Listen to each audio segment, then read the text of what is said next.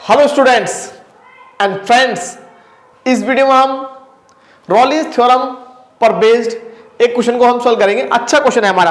देखिए रॉलिस थ्योरम का हमें यहाँ पर बड़ी ही सिस्टमेटिक बेस है, इसका हमें यूज करना होगा रॉलिस थ्योरम का। बढ़ते हैं क्वेश्चन की तरफ। क्वेश्चन को एक बार रीड करते हैं। क्वेश्चन में हमसे क्या बोला है, राइट?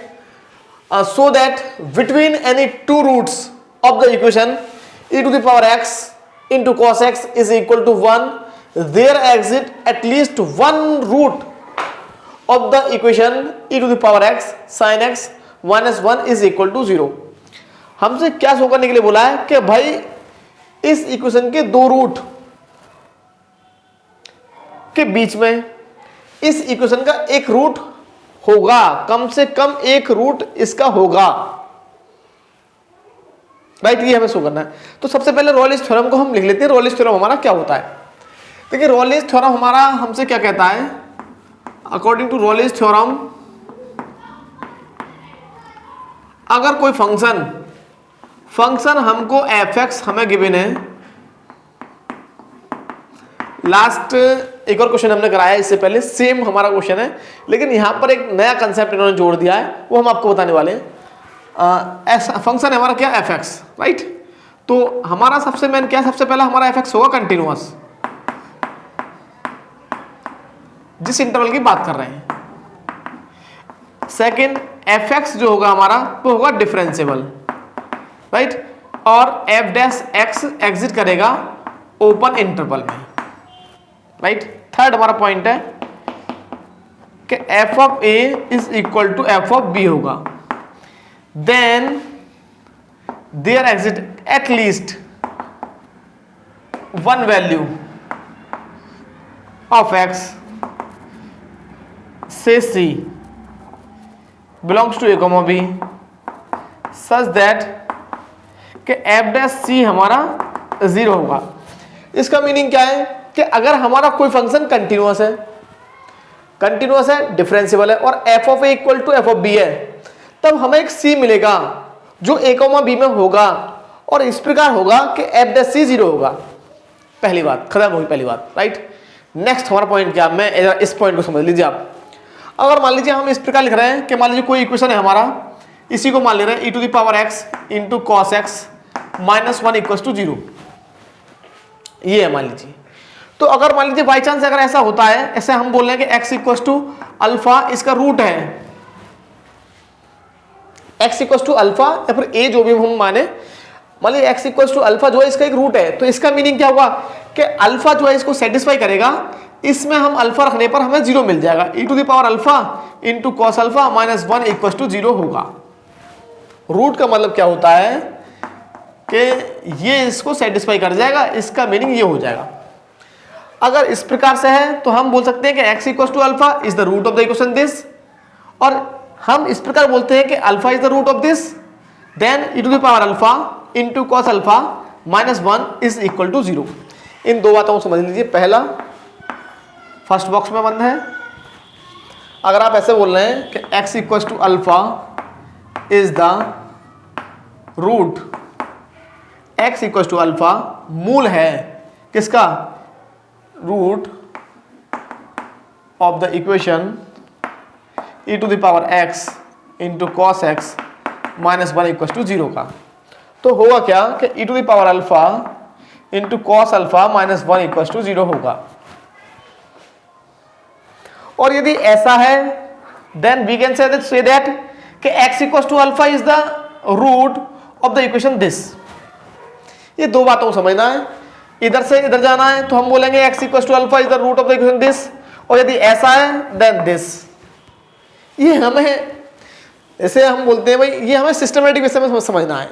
इसे हम बोलते हैं भाई लाइट आ रही है तो पंखा चल रहा है, और पंखा चल रहा है इसका मीनिंग क्या, लाइट आ रही है। देखिए स्विच ऑफ स्विच ऑन की बात नहीं कर रहे, वो एक अलग केस हो गया। फिलहाल हम केवल इतना समझाना चाह रहे हैं कि भाई लाइट आएगी तभी पंखा चलेगा, और पंखा चल रहा है इसका मीनिंग क्या, लाइट आ रही होगी 100%। हवा से नहीं मानेंगे, यहाँ पर जो एक्सेप्शनल केस हैं उनको नहीं मानेंगे, जो अपवाद है उनको नहीं मानेंगे कि आप बोलें कि हवा से चल रहा है पंखा, राइट? इसको नहीं मानेंगे। तो इस कंसेप्ट को हमें बहुत जरूरी था समझना, राइट? देखिए अब हम जरा बढ़ते हैं आगे। नेक्स्ट हमारा क्या है कि सबसे पहले हम क्या करने वाले हैं, इसके दो रूट हम मानने वाले हैं, इस इक्वेशन के दो रूट हम मानने वाले हैं। इक्वेशन किस प्रकार के अलजेब्राइक इक्वेशन है, पॉलिनोमियल है, वो किस प्रकार के हमें इससे कोई मतलब नहीं है। ये वैसे हमारी जिसमें एक्स वगैरह आते हैं, एक्स के साथ cos x e to the power x आते हैं, इन्हें हम बोलते हैं ट्रांसीडेंटल इक्वेशन, जिसमें logarithmic function, exponential function, trigonometric function आते हैं, उसे हम बोलते हैं ट्रांसीडेंटल इक्वेशन। तो हमें उससे क्या लेना देना, जैसा भी ये है। तो हमें प्रूफ हमें करना है, देखिए इसको हम सीखेंगे। तो हमारा इक्वेशन क्या है, ये है हमारा। तो हम मान लेंगे let a and b are two roots of the equation e to the power x into cos x minus one मान लें इसको, इसको वन को दे लिया माइनस वन इक्वल टू 0 मान ले रहे हैं। इसका मीनिंग होगा क्या, और साथ साथ देखिए यहां पर जीरोस में और रूट्स में हमें डिफरेंस मालूम होना चाहिए। फिर मैं आपको बता रहा हूं, अगर मान लीजिए x square minus 5x plus 6, last video में भी मैंने सेम एग्जांपल दिया था। अगर आप देखेंगे x इक्वल टू हम 2 यहां रखेंगे तो ये इसका 0 मिल जाएगा, हमें इसका वैल्यू 0 मिल गया। ये इसके लिए होगा 0, क्योंकि इसमें इक्वल का साइन नहीं है। अगर हम इसको इस प्रकार लिखेंगे, फिलहाल अभी क्या है, ये पॉलिनोमियल है, मीन्स बहुपद है हमारा, ये क्या है, बहुपद। अब ये क्या हो गया, ये समीकरण हो गया, मीन्स इक्वेशन हमारा ये हो गया। तो अगर आप यहां पर पुट करते हैं x इक्वल टू 2, तो ये हमें मिलेगा 4 minus 10 plus 6 equal to 0, means 0 equal to 0। तो ये हमने यहाँ पर सेटिस्फाई कराया है। तो यहाँ पर इसको हम बोलते हैं रूट, और हिंदी में बोलते हैं मूल, इसको हम बोलते हैं शून्यक। तो इनसे कंफ्यूज मत होना कि अगर हमें इक्वल का साइन नहीं लगा रहे तो सेम नंबर को हम शून्यक या फिर 0 बोलेंगे, और यदि हम इक्वल का साइन लगा रहे हैं तो सेम नंबर को x इक्वल टू 2 को हम यहाँ पर रूट बोलेंगे। इससे कंफ्यूज नहीं होना है, ये क्लास 9 की बातें हैं, राइट। जहां इक्वल का साइन नहीं लगाएंगे वहां 0 होगा, और जहां लगाएंगे वहां, राइट। अब जरा समझ लेते हैं। देखो हम क्या करने वाले हैं कि इसको हम पहले इसको एक सिस्टमैटिक बेसिक्स सही से हम इसको लिख लेते हैं, इस इक्वेशन को, राइट। तो इसके रूट है, मतलब बात वही है, e to the power x into cos x को हम इधर ले गए, कॉस एक्स को मैं इधर लेके जाऊंगा, या फिर e to the power x को ले जाइए इधर। तो कॉस एक्स इक्वल टू कितना मिल जाएगा, 1 upon e to the power x। It implies हमें मिल जाएगा कॉस एक्स, एक मिनट इसको इधर लिख लेते हैं, e to the power x into cos x is equal to 1 को मैं इधर ले गया, means cos x is equal to 1 upon e to the power x। तो cos x is equal to हो जाएगा e to the power minus x, then cos x minus e to the power minus x equal to हो जाएगा 0। भाई इस equation को मैं इस प्रकार लिख सकता हूँ, एक सेकेंड फॉर्म में हमने लिख लिया है, राइट। तो ये इसके भी 0 होंगे। अब मैंने फंक्शन मान लिया जो इसी इक्वेशन से बना है, किस प्रकार, इस प्रकार cos x minus e to the power minus x. अब देखिए ये जो a और b है, अगर a एंड b, यहाँ पर b आएगा, b मानेंगे हम यहाँ पर, right. a and b are the roots of the equation. अगर a और b इसके रूट्स हैं तो इस फंक्शन के हो जाएंगे जीरोस, क्योंकि इस पॉइंट पर ये फंक्शन हो जाएगा 0। ये थोड़ा सा हमें ध्यान देना होगा, ये थोड़ा सा इस तरह से होगा कि ये जो हमारा इक्वेशन है वो सेम ये वाला है, और इसको हमने एज अ फंक्शन मान लिया है। तो a और b इसके रूट्स हैं, मीन्स इसके जीरोस हैं। सेकेंड बात, आपको मालूम होना चाहिए कि हमारा जो एक्सपोनेंशियल फंक्शन होता है वो हमेशा हमारा कंटिन्यूअस होता है, और जो हमारा ट्रिग्नोमेट्रिक फंक्शन में साइन एक्स और कॉस एक्स हमारे हर जगह कंटिन्यूअस और डिफरेंशिएबल होते हैं। साइन एक्स और कॉस एक्स, टेन एक्स हमारा π/2 पर डिफरेंशिएबल नहीं होता, और भी पॉइंट्स हैं जहाँ पर हमारा डिफरेंशिएबल नहीं होता 10x, लेकिन साइन एक्स, कॉस एक्स और exponential function e to the power x, e to the power minus x, ये हर जगह डिफरेंशिएबल होता है। ये हमें मालूम होना चाहिए, राइट। तो ये डिफरेंशिएबल हो जाएगा, कंटिन्यूअस हो जाएगा, डायरेक्ट हम लिख देंगे इसको, वी नो दैट, हम जानते हैं cos x and e to the power minus x, means trigonometric function में साइन एक्स और cos x और exponential function are continuous as well as differentiable।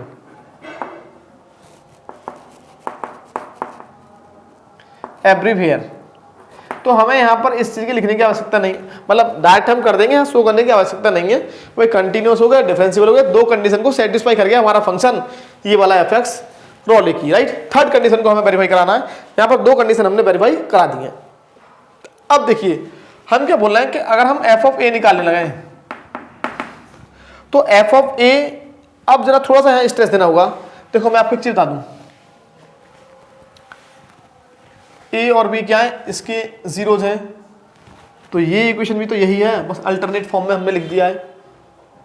तो ए और बी इसके भी जीरोज होंगे, तो हम ये लिख दे रहे हैं since a and b are the roots of the equation cos x minus e to the power minus x is equal to 0। तो ये दोनों इसे सेटिस्फाई करेंगे, means cos a minus e to the power minus a 0 होगा, x की जगह हमने a रख दिया एंड x की जगह b रख दो आप, तो cos b minus e to the power minus b ये भी हमारा 0 होगा, दोनों ही 0 होंगे, राइट।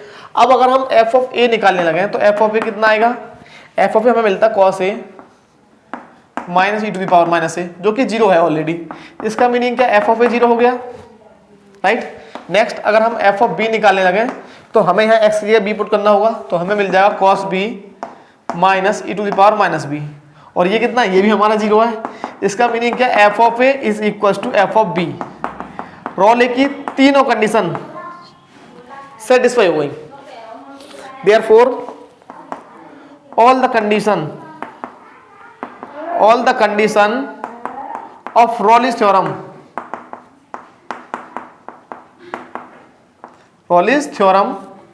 are satisfied, संतुष्ट हो गई हमारी तीनों कंडीशन। इसका मीनिंग क्या हुआ, हमें एक सी मिलेगा by Raleigh's theorem, according to Raleigh's theorem, therefore by Raleigh's theorem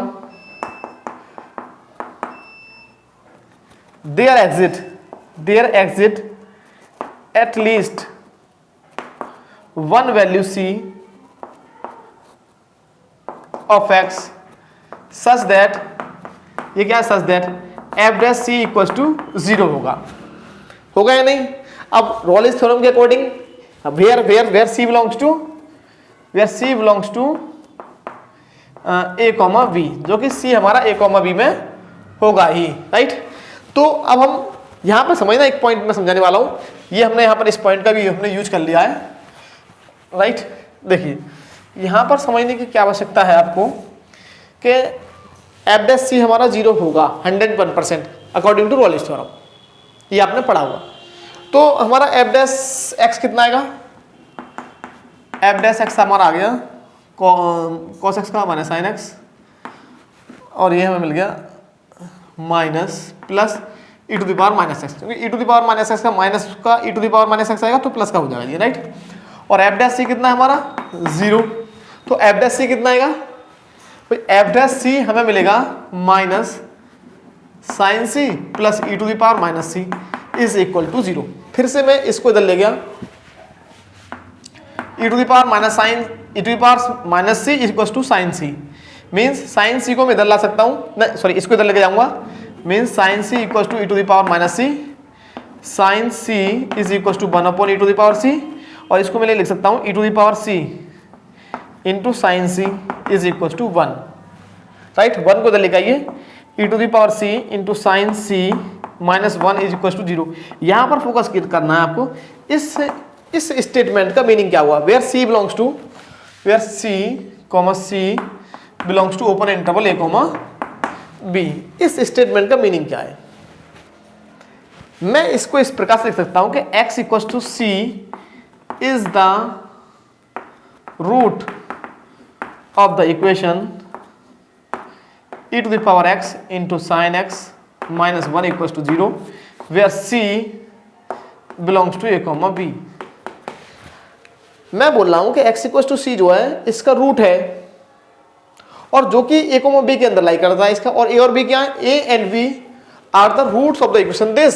इसका मीनिंग क्या हुआ कि इसके दो रूट के बीच में c है, इसका एक रूट मिल रहा है जो कि c है, कंप्लीट दिखना चाहिए, एक बार देख लेते हैं कंप्लीट दिख रहा है, हाँ कंप्लीट हमें दिख रहा है, राइट।